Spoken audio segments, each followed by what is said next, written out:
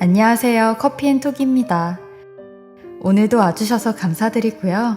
바로 사연 읽어보겠습니다.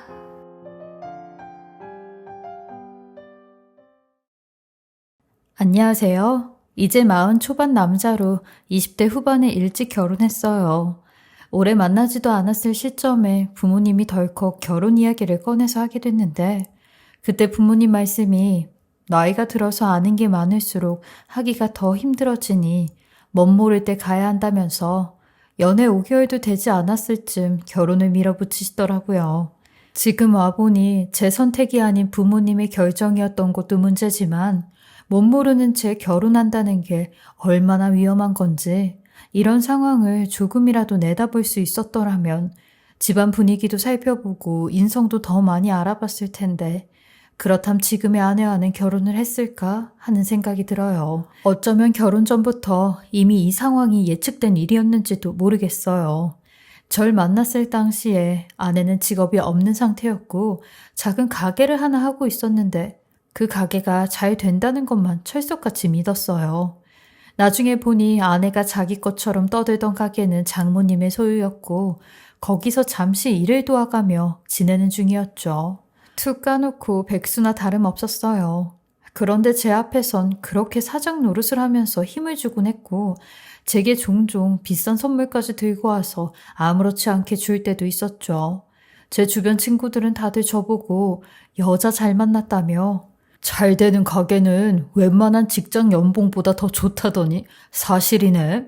자식, 그 여자랑 잘해봐라 하면서 제게 바람을 넣었는데 저 또한 솔직한 심정으로 땡 잡은 상황이고 땡 잡은 사람이라 생각을 했어요. 하지만 이런 아내의 실체를 알게 된 건 결혼을 하고 난 후였습니다. 평소에도 장모님 전화만 오면 아내는 총알처럼 튀어나가 굽신거리며 통화를 했는데 원체부터 아내는 장모님 말을 법으로 알고 따르는 사람이었어요. 하긴 장사가 잘 되는 그 가게를 받아서 하려면 아내는 장모님께 무조건적으로 충성을 다해야 되는 분위기였어요. 저랑 둘이 만나던 중에도 미안. 나 엄마가 또 호출하네. 나 먼저 가봐야겠다. 급한 일 같아. 내가 나중에 연락할게. 아니, 얼마나 급한 일이길래 그래? 내가 데려다 줄게. 아니야. 자기는 그거 밥 다 먹고 천천히 가. 이렇게 밥도 제대로 못 먹고 가는 경우가 허다했고 저는 그럴 때마다 매번 혼자 집에 돌아가곤 했어요. 아무래도 장인어른 없이 장모님 혼자서 딸 하나를 키우다 보니 더 귀하게, 더 엄하게 챙기나 보다 했었죠. 또 서로 사업적으로 연계가 되어 있으니 그런 부분에서 장모님이 아내를 좀 많이 찾는구나 하며 넘겼어요. 전화 신호가 3번 이상을 넘기면 큰일이 난다고 영화관에서조차 전화기를 붙들고 있을 정도였거든요. 연애하는 5개월 동안 아내의 이런 모습을 익히 봐왔으니 저 또한 장모님 성격은 각오를 하고 있었어요. 게다가 장모님 성격이 여장부 같다고 하니 처음 인사를 드리러 갔을 때 얼마나 긴장을 했는지 몰라요. 역시나 제 예상이 정확한 게 처음 만난 자리에서 하나 물읍시다. 우리 애랑 결혼하면 모든 걸 다 포기하고 우리 집 사업 도울 수 있어요? 나는 일꾼이 필요한 사람인데 그것만 약속하면 내가 먹고 사는 데는 지장 없게 해줄게요. 들어보니까 조그마한 중소기업 다닌다고 하던데 나쁘지 않은 조건 아니에요? 조건이라니 저는 처음 듣는 소리였습니다. 그러니 아내가 제 대답을 가로채며 엄마 당연하죠. 이 사람은 그러고도 남아요. 분명 엄마 마음에 쏙 드실 거예요. 그리고 저희는 이미 엄마한테 평생 충성하고 살 생각이었어요. 그치 자기야? 하며 저를 쿡쿡 찔러대는데 그 당시 제 나이 28살에 장모님이란 사람에게 무조건 잘 보여야 된다는 압박감 때문에 저도 모르게 그런다고 고개를 끄덕였고 장모님은 몇 번이나 그럴 각오하냐고 묻더군요. 그 말을 듣고도 분명 다시 생각해 볼 기회는 충분히 있었는데 남자로 태어나서 등신같이 바로 앞에 있는 결혼만 생각하고 알겠다고 했어요.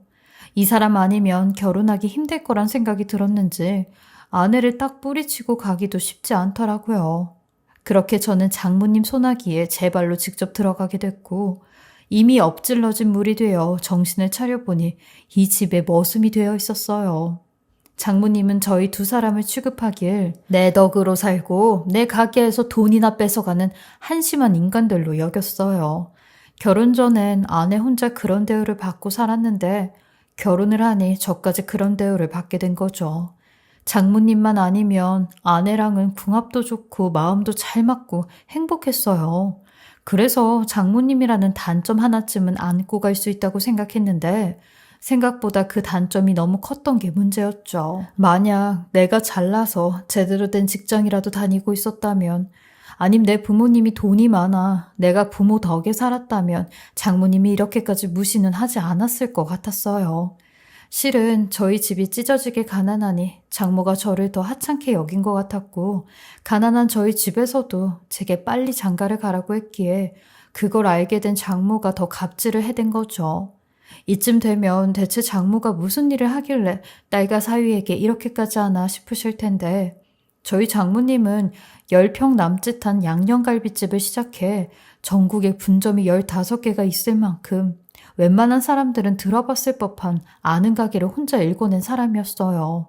그것도 남편 없이 여자 혼자 사업을 다 했으니 장모님 성격이 얼마나 억센지 다들 추측이 가시죠. 그러니 장모님은 초반에 매일같이 가게에 저를 감시하러 와선 어이 씨, 여태까지 일을 배워놓고 아직도 그렇게 손이 느리면 어쩌자는 거야? 제대로 안 해? 아유, 시원한 물이나 갖고 와 이씨. 속에 열불이 나네. 라는 말을 했어요. 늘 저를 부르는 말은 이서방 이사위가 아닌 이씨였고 그게 제 이름이 되어버렸어요. 오죽했음 새로 오시는 식당 이모님들마다 제가 장모님의 사위란 사실을 알고 나선 다들 놀라 입을 못 다물 정도였어요. 그냥 노예 취급은 물론이었고 장모와 사위 사이에 해선 안 될 말들까지 들으며 화를 삼키는 날이 정말 많았습니다. 솔직히 고깃집의 일이 다른 곳보다 몇 배로 노동 강도가 높았던 것도 있고 다른 분들처럼 정확히 일하는 시간이 정해져 있던 것이 아니니 오전에 출근해 저녁 늦게 퇴근을 하는 경우가 다반사예요. 그러니 매일이 녹초가 돼 잠드는 게 제 일상이 되었어요. 남들처럼 번듯하게 정장 입고 출근하는 게 아니라 후질근하게 대충 세수만 하고 나와 숯불 관리와 불판 그리고 가게 청소 음식까지 했어요. 제 친구놈들은 속도 모르고 자수성가한 장모에게 가게 하나 받아 사장 노릇하며 카운터에 앉아있을 거라 생각을 하는데 전혀 아니었죠. 친구들한테도 쪽팔려서 이런 얘기는 못하고 심지어 저희 가게에 초대도 못했어요. 가끔 제 나이 또래로 보이는 손님들이 친구들하고 삼삼오오 몰려와 퇴근하고 소주 한잔하는 걸 보면 마음이 저릿해지는 기분도 들었죠. 몇 년만 아내하고 바짝 일해서 고생하다 보면 우리 둘이 독립할 날이 올 거라고 그날만을 기다리며 버텼어요. 파스를 붙이지 않는 날이 없을 정도로 지내고 있는데도 장모님은 늘 그런 저희가 못마땅한 눈치였죠. 이런 성격에 누가 마음이 드나 싶을 정도로 장모님은 매번 술만 드시면 제게 본인 영웅담부터 본인 60년 세월 얘기를 전부 다 늘어놓는데 그걸 제가 얼마나 많이 들었는지 그 다음 대사를 다 외울 정도로 귀에 딱지가 앉았어요. 워낙 괴팍한 성격의 친구도 없고 붙어있는 가족도 아내와 저 단둘뿐이니 본인 자랑 얘기를 해도 들어줄 사람이 저밖에 없었던 거죠. 제가 안 들으려고 해도 장모님은 꼭 저희 가게 마감하기 30분 전에 와서 혼자 술판을 벌이니 취한 장모님을 빨리 내보내고 저도 마감을 하고 집에 들어가려면 그 얘기를 또 들을 수밖에 없었어요. 그러던 어느 날 장모님으로부터 전화가 한 통 걸렸습니다. 이씨, 2시에 집으로 와. 네, 장모님? 무슨 일 있으세요? 내가 자네 얼굴 보고 싶어 부르겠나? 아니요, 무슨 일 생기셨나 하고요. 나 마트 가는데 짐이 많으니까 밖에서 기다리고 있어. 저 곧 출근인데 무겁지 않으면 장모님 혼자 가시는 게. 말기 못 알아먹어? 짐 들어서 옮겨야 하니까 아파트 앞에 있으라고. 출근 전에 들려.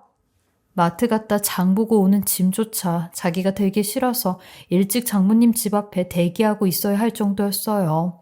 그뿐만 아니라 장모님은 귀엽고 속옷과 잠옷은 손으로 빨아서 입는 습관이 있었는데 그런 것까지 제게 시키는 때가 있었어요. 세상에 사위한테 이런 손빨래를 시키는 장모가 어디 있나요? 너무 수치스럽고 기분도 더러웠어요. 장모님의 속내일을 벅벅 빨면서 이렇게까지 살아야 하나 싶은 생각이 들어 당장이라도 대야를 장모 면전에 던져버리고 나오고 싶었지만 당장 능력도 없고 돈도 없고 가진 것도 없으니 이런 장모 밑에서 일단은 까라면 까르는 대로 사는 수밖에 없었네요. 어디선가 제 어머니가 이런 제 모습을 보고 계시다면 가난하단 이유로 아들을 대릴 사위로 보냈으니 얼마나 속상해할까 싶어 눈물이 난 적도 많았어요. 이럴 거면 가사 도우미를 쓰던가 몇 번이나 제안을 했지만 자기 주머니에서 돈 나가는 일이라면 꼼짝하지 않는 노인네라 그것도 듣질 않았죠. 그렇다고 본인 딸한텐 이런 일을 죽어도 시키지 않고 제게 굳은 일만 시키는데 이런 문제로 아내와도 점점 충돌이 시작이 되었고 저도 제 몸이 축나니 집에선 그저 누워서 쉬는 것밖에 하지 못했어요. 그러니 아내는 매번 제게 당신이 능력이 없으니까 우리 엄마 밑에서 이러고 사는 거 아니야. 어차피 엄마 밑에서 이러고 살 거 작정하고 결혼했으면 제대로 해야지. 왜 맨날 입이 그만큼 나와 있어? 당신은 내가 힘든 건 눈곱만큼도 안 보이지? 그딴 소리 하게. 그러는 당신은 왜 나랑 결혼했어? 잘난 당신 엄마랑 평생 살면서 수발이나 들지.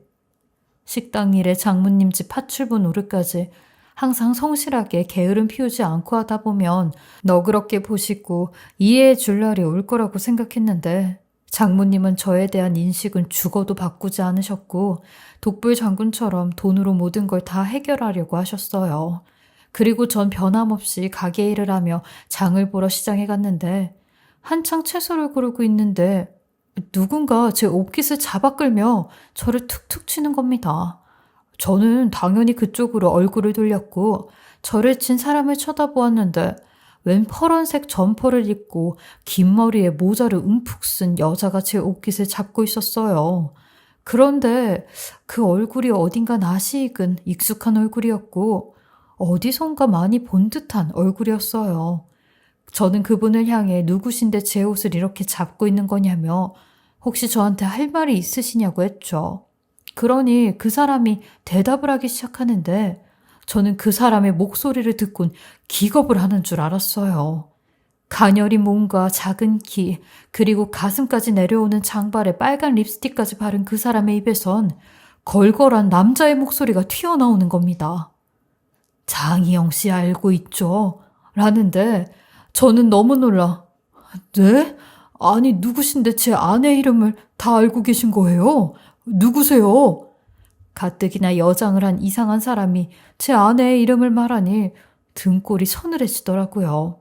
그러니 괜히 할 얘기가 있으니 저쪽으로 갑시다. 조용한 데서 이야기 좀 합시다. 라며 저를 끌고 시장 안쪽 구석진 곳으로 가기 시작하는데 기분이 상당히 찝찝하고 처음 본 이상한 사람을 따라가는 게 좀 내키지 않았지만 괜시니 따라가고 싶어지더라고요.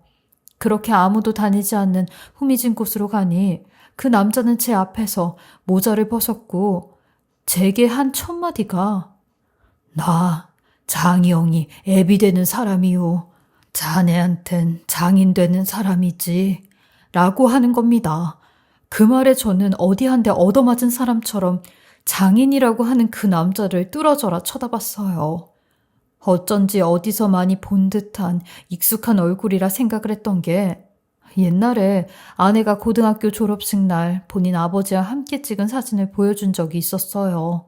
저한테도 그 사진을 보여주며 우리 아버지는 이렇게 생기셨어. 나랑 많이 비슷하지? 이 사진이 아버지랑 찍은 마지막 사진이 될 줄 누가 알았겠어.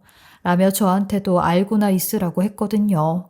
저도 아내와 장인어른이 너무 많이 닮아서 인상 깊게 기억은 하고 있었는데 아니 무엇보다 돌아가셨다고 했던 장인이 제 앞에 이렇게 떡하니 있다는 게 저는 도저히 믿기지가 않았고 마치 귀신에 홀리기라도 한 듯 했어요. 제가 아무런 대답도 미동도 없으니 장인어른이라고 하는 그 남자분은 제게 내 모습이 조금 이상하지. 이렇게 여장을 하고 다니는 것도 그렇고 행색도 그렇고 자네가 많이 놀란 표정인데 나도 다 이유가 있어서 사정이 있어서 이렇게 추하게 하고 다니는 거네.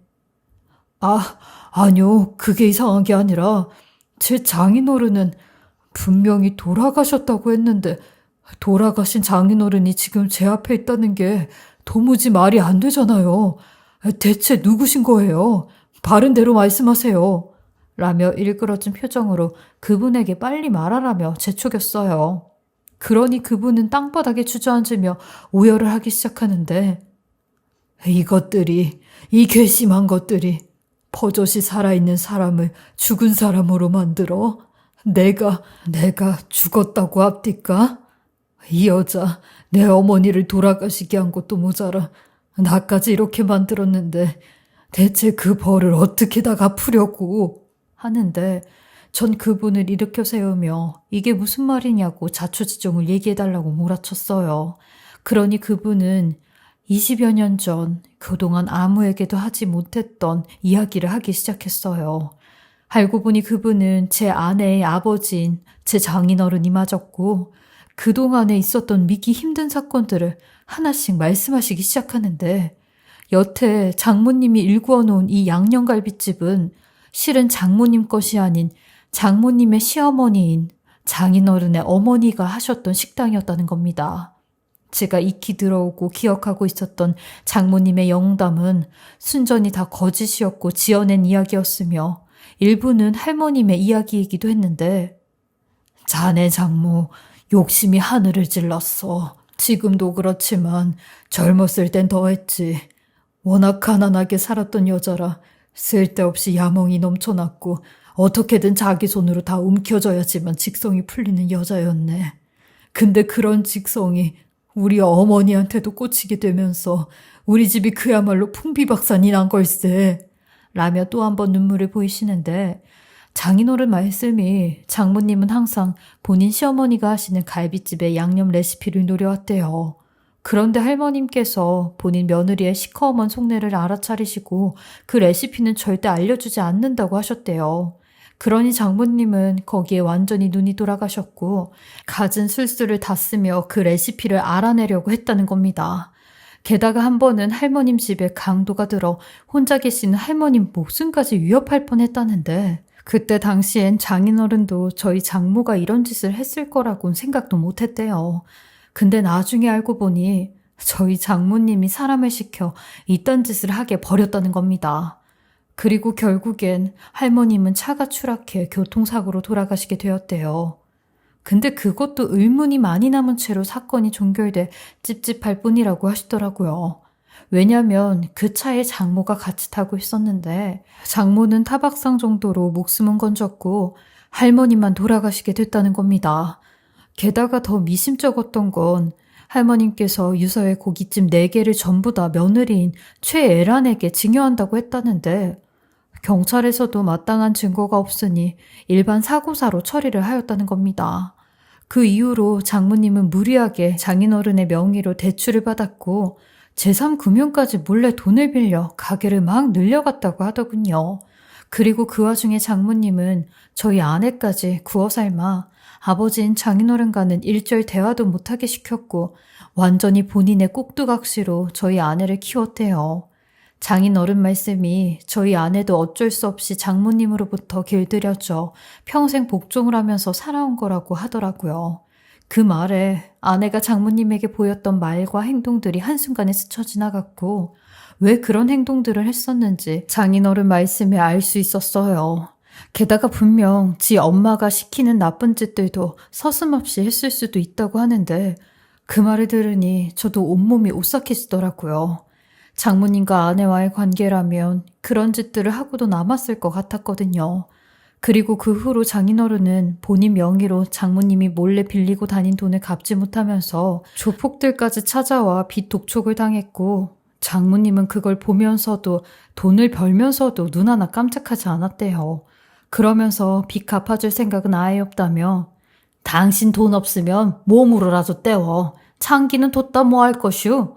라는 말까지 했다는데 이상하게 그 후로 장인어른 주변에 왠지 누군가의 심부름을 받은 것 같은 딱 봐도 의심스러운 위험한 사람들이 접근을 하기 시작했고 심지어는 목욕탕에까지 쫓아와 목숨을 앗아갈 뻔한 일이 있었던 적도 있었다는데 이 일이 있고 난 뒤론 생명의 위협을 느껴 바로 파산 신청을 하고 영원히 장모님과 딸 앞에 나타나지 않으리라 결심을 했대요. 그리고 아무도 알아볼 수 없게 여장을 하고 다녔다는데 이 위험한 모녀에게 도망친 세월이 벌써 20년이나 흘러버렸다고 하셨어요. 이렇게 버젓이 살아계시는 분을 이 모녀는 가차없이 사망한 사람으로 만들었고 없는 사람 취급을 했는데 이 모든 진실을 듣고는 마치 얼음물로 얼굴 한 대를 맞은 것 같았고 10여 년 넘게 이런 사이코 같은 여자들 사이에서 살아왔던 사실이 너무나 소름이 끼쳤어요. 이 여자들은 저를 단순히 사위, 남편이 아닌 또 다른 희생자, 제물로 보고 있진 않았을까 하는 생각까지 들며 치가 떨리더라고요. 저는 그런 장인어른에게 저를 찾아오신 이유가 있을 것 같은데 그게 뭐냐고 물었어요. 그러니 장인어른은 저를 살려주려고 찾아오기도 했고 본인과 함께 장모를 잡자고 하는 겁니다. 그 내용을 들어보니 장인어른은 사라진 20년 동안 장모님이 심부름센터에 본인을 사주한 내용과 그에 관련된 증거들을 모으러 다니기 시작했대요. 그리고 운이 좋게도 마음 약한 심부름센터 막내 직원으로부터 그 모든 자료들을 다 받을 수 있었다는데 그걸 알아내기까지도 엄청난 시간이 걸렸다고 했어요. 그리고 이제서야 그걸 토대로 형사소송을 진행할 거라고 하셨어요. 맘 같아선 돌아가신 할머님 사건까지 다시 밝히고 싶었지만 죽은 사람은 말이 없으니 그에 대한 복수를 이렇게라도 하고 싶다고 하셨는데 저보고 자네가 해야 할 일이 있다며 본인을 좀 도와달라고 하셨어요. 그 말에 저도 장인어른이 제 목숨을 살려주셨는데 부탁 정도는 저도 물론 들어드려야죠. 라고 했죠. 장인어른 아니었음 평생, 아니 그 전에 제가 어떻게 될 줄 몰랐으니까요. 그렇게 듣게 된 장인어른의 부탁은 저희 아내를 장모님의 소나기에서 데리고 나올 수 있냐며 살아있는 본인 얘기와 장모님의 진짜 얼굴에 대한 이야기를 해줄 수 있냐는 부탁이었어요. 장인어른은 본인 딸이자 저희 아내가 너무 불쌍하다며 원래 그런 애가 아닌 걸 아니까 한시라도 빨리 장모님으로부터 떼어내야 된다고 하셨죠. 나쁘게 물들어가는 걸 도저히 볼 수 없다면서요. 본인하고 같이 사람 하나 살리자고 하는데 사실 장인어른이 해준 이야기에 아내가 좀 무서워 거절을 할까도 생각했어요. 왠지 제 목숨까지 위험해질 것 같았거든요. 그래서 조용히 이혼을 해야겠다 싶었는데 장인어른의 울먹이는 모습에 저도 모르게 그 부탁을 승낙했습니다. 저도 자식 가진 부모로 같은 심경으로 장인어른을 바라보니 차마 거절을 할 수 없겠더라고요. 그러니 장인어른은 아이처럼 좋아하시며 고맙다고 내 딸을 살려줘서 고맙다며 몇 번이나 고개를 숙이셨어요. 그러면서 제 아내가 장모님과 연을 끊는다면 먹고 사는 건 본인이 다 해결을 해주겠다고 걱정하지 말라고 하시더라고요. 그래서 무슨 수로 먹고 사는 걸 해결해 주시려고 하냐니까 장인어른은 본인 어머니로부터 전수받은 양념갈비의 양념 레시피를 알고 있다는 겁니다. 그 레시피로 말하자면 저를 비롯해 저희 아내도 모르는 장모님만 알고 있는 비밀 레시피였어요. 얼마나 철저한지 그 양념장을 만들 때는 가게 문까지 걸어 잠그고 만들었어요. 전국 매장에 납품되는 양념장을 그 누구도 모르게 본인 혼자서 다 만드셨거든요. 근데 그걸 장인어른은 알고 계셨고 아내가 장모님과 연을 끊게 되면 당장이라도 그걸 토대로 다시 갈비집을 할 수 있을 거라 하셨어요. 이 레시피면 망할 일도 절대 없다면서요. 그렇게 저는 장인어른으로부터 엄청난 임무를 받은 뒤 아내를 마주하게 되었고 이 얘기를 대체 어디서부터 어떻게 말해야 할지 한동안 망설였는데 아내는 너무나 쉽게 이런 제 모습을 금방 눈치챘어요. 아내와 저는 정말 천생연분이라고 해도 될 만큼 서로를 너무 잘 아니 제 표정만 봐도 무슨 일이 생겼는지 알 수 있었죠. 당신 아까 시장 갔다 와서부터 되게 이상한 거 알아? 왜 그래? 당신 무슨 일 있지? 시장에서 무슨 문제 있었어? 아유, 아니야. 무슨 일은 무슨 일. 빨리 장사 준비하자. 장모님이 또 언제 들이닥칠지 모르는데. 저도 모르게 무슨 일이 없다고 했지만 삐질삐질 흐르는 땀과 초조해 보이는 제 행동을 수상하게 여긴 아내는 저를 붙잡고 자초지종 물어댔습니다. 그래서 저 또한 눈 한번 질끈 감고 정면 돌파로 아내에게 장인어른 만난 이야기를 했어요. 만약에 이 이야기를 하면 아내는 어떤 반응일까? 바로 장모님에게 뛰어갈까? 아님 장모님이 장인어른한테 했던 것처럼 나를 해칠까? 하는 오만 가지 생각을 하면서요. 그렇게 저는 아내에게 장인어른이 당신을 찾고 싶어 하시고 장모님으로부터 빠져나오라고 말씀하신다고 하니 제 이야기가 끝날 때쯤 아내는 저를 붙잡고 오열을 했고 간신히 말을 잇기 시작하는데 아버지가 살아 계셨어? 아버지가 나를 찾았고 정말 아버지를 만난 거야? 라고 운을 띄우며 아내도 본인 이야기를 하기 시작했습니다. 아버지가 사라지면서 나한테 했던 말이 있었어. 나를 다시 데리러 올 거라고. 그땐 엄마랑 영원히 떨어져 살 수 있으니 그때까지 기다리라고. 그래서 기다렸는데 어느 날 엄마가 그러더라고. 아버지가 본인 목숨을 본인이 끊으셨다고. 나를 데리러 온다던 아버지가 돌아가셨다니 그 말에 나는 이제 나한테 남은 사람은 엄마밖에 없다고 생각하면서 한 마리의 개처럼 살았어. 주인만 바라보는 충견처럼.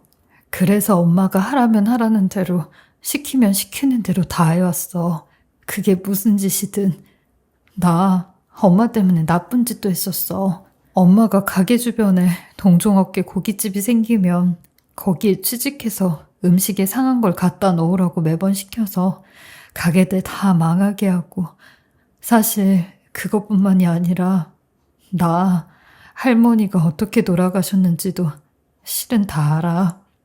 할머니 돌아가신 그날 엄마가 할머니가 좋아하는 자양강장제에 물 타는 걸 내가 봤거든. 그리고 나한테 그걸 갖다 드리라고 했는데 그걸 마신 할머니가 엄마랑 같이 길을 나섰고 몇 시간 뒤에 교통사고로 돌아가셨다고 연락받았다? 그땐 나도 엄마가 잘못된 일을 하고 있는 걸 알았는데 아버지한테 말 못했어. 내 주인이 사라지는 게 무서웠고 엄마도 나한테 그 사실 입 밖으로 꺼내는 순간 다 같이 죽는 거라고 하더라고. 아내의 고해성사 같은 이야기를 듣고 나니 정말 머리 한 대를 얻어맞은 듯 온몸이 다 떨려왔고 아내는 그런 저를 바라보며 본인이랑 사는 게 무서우면 기꺼이 이혼을 해준다고 하더라고요. 그리고 본인 아버지를 도와 본인 엄마가 여태껏 해왔던 모든 악행들을 전부 다 증언할 거라고 했고 본인한테도 죄가 있다면 달게 받을 거라고 하였어요. 저는 그런 아내를 붙잡으며 이혼은 생각지도 않았다고 이 악마 같은 장모로부터 같이 벗어나자고 둘이 부둥켜 안고 한참 동안이나 울었죠. 그리고 며칠 뒤 저는 장인어른과 약속을 잡아 아내와 셋이 만나기로 하였고 아내는 떨리는 발걸음으로 장인어른을 20년 만에 만나게 되었어요. 두 부녀는 한동안 말없이 서로를 바라보고 있었고 서로 미안하다는 말만 하더라고요. 저는 그 모습을 보곤 조용히 차로 돌아와 한참 동안 두 사람을 말없이 기다렸습니다. 그렇게 장인어른은 아내의 증언까지 더불어 인권 변호사의 도움으로 소송 준비를 하였고 장모님에게 소장을 보내셨어요. 그동안 저희는 신변보호차 장모님을 피해 장인어른이 사시는 곳에서 숨어 지냈고 혹시 몰라 접근 금지 신청까지 법원에 신청을 하였어요. 아마 장모님은 난리가 나셨겠죠. 그 악독한 얼굴을 보지 않은 게 천만다행일 정도였어요. 그리고 당연히 이 사건에 대해 검찰 조사가 이루어졌고 저희 아내 또한 증인으로 조사를 받으러 다녔는데 검사는 이 사건을 중범죄로 판단해 재판으로 넘겼고 소송이 진행이 되었어요. 그리고 그때마다 아내와 저는 증인으로 법원에 들락날락하였죠.